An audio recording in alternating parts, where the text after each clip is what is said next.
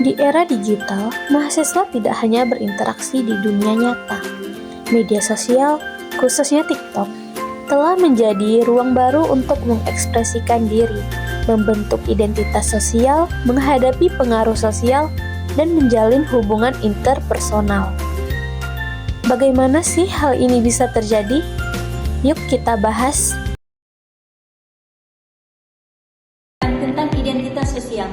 Jadi, identitas sosial mahasiswa terbentuk melalui konten yang mereka buat di TikTok. Maka dari itu, jika seseorang mengupload atau membuat TikTok yang bersifat yang tidak senonoh ataupun bersifat negatif, maka netizen atau audiens itu akan menganggap bahwa orang itu tidak baik ataupun bersifat buruk.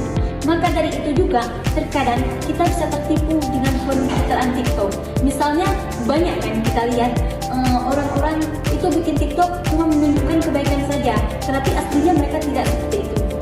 Baik, itu aja yang dapat saya jelaskan. Baiklah, saya akan menjelaskan tentang pengaruh sosial. TikTok bekerja dengan algoritma yang menonjolkan tren viral. Mahasiswa terdorong mengikuti tren agar tetap relevan dan diterima lingkungannya.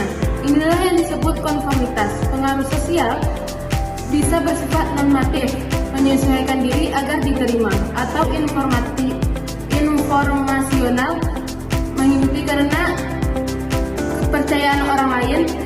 Lebih tahu keduanya terlihat jelas pada mahasiswa penggunaan TikTok.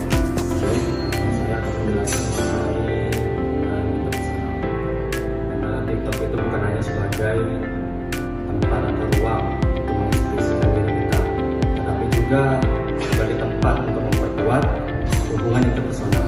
Dengan apa? Dengan kita berkolaborasi konten, bisa membangun teman baru dengan mahasiswa yang lain, atau bahkan dengan mahasiswa di luar kampus lain. Selain itu juga kita bisa membangun solidaritas antar mahasiswa.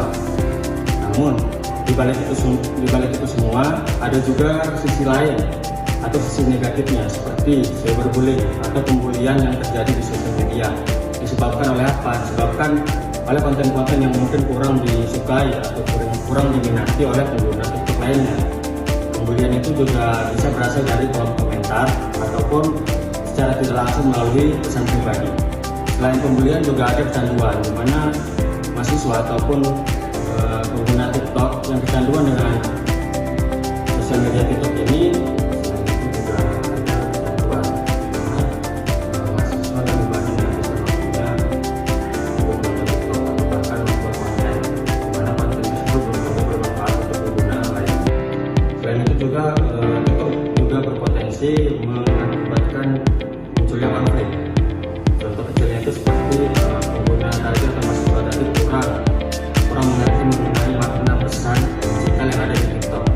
Mungkin sekian penjelasan terkait hubungan interpersonal. Dari wawancara singkat dengan beberapa mahasiswa, terlihat bahwa TikTok memberi ruang bagi mereka untuk mengekspresikan diri, rasa diterima oleh kelompok sosial dan memperluas pergaulan. Namun, ada juga mahasiswa yang merasa tekanan sosial untuk selalu mengikuti tren agar tidak dianggap ketinggalan oleh lingkungannya. Hubungan interaksi. Ekspresi diri mahasiswa melalui TikTok.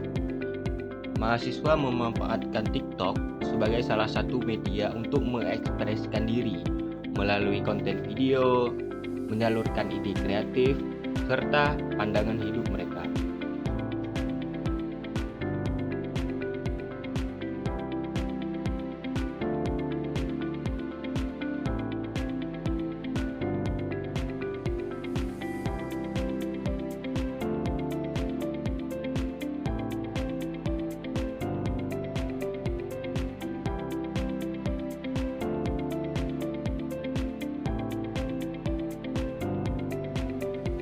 Pengaruh TikTok di bidang pendidikan.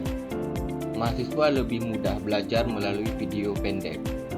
TikTok juga menjadi tempat untuk upgrade skill, serta menjadi sebuah pusat informasi jika disaring dengan baik. Pengaruh negatif.